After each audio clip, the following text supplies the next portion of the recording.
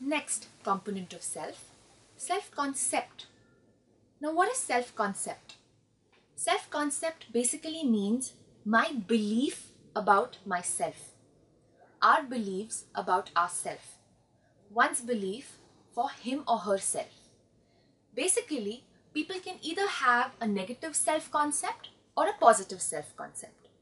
People with a negative self-concept consider themselves to be failures, have a very pessimistic approach towards themselves, towards the situations, going back to the T model of personality.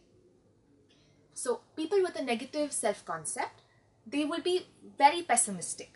They are always complaining. It is very evident in their actions. Also, they're not generally open to criticism on their work or about themselves from others. People who have a positive self-concept are more confident in terms of dealing with people. They're confident and they believe in themselves, in their ability to deal with other people, deal with problems, handle different situations, overcoming challenges.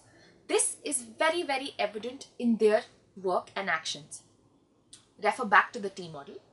Now, people with a positive self-concept will be more positive in their approach. They respect themselves and expect the same from others. They have a more realistic assessment about themselves. That's one reason why I asked you to engage in doing your SWOT analysis.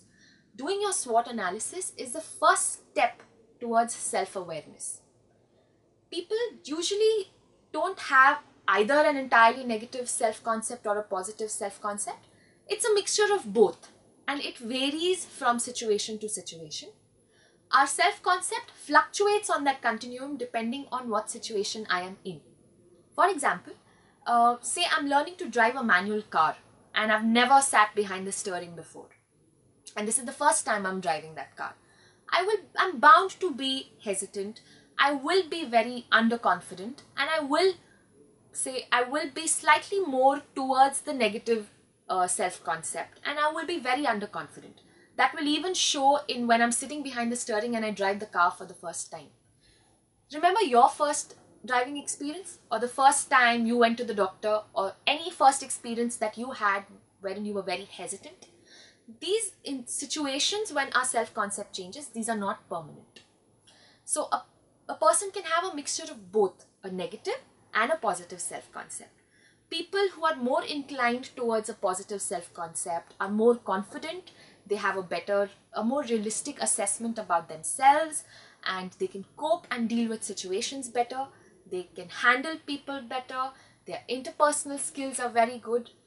The only way to improve my self-concept is through self-awareness and self-acceptance. Doing that SWOT analysis was your first step towards self-acceptance. It takes a lot to pen down your weaknesses. That is the first step towards self-acceptance.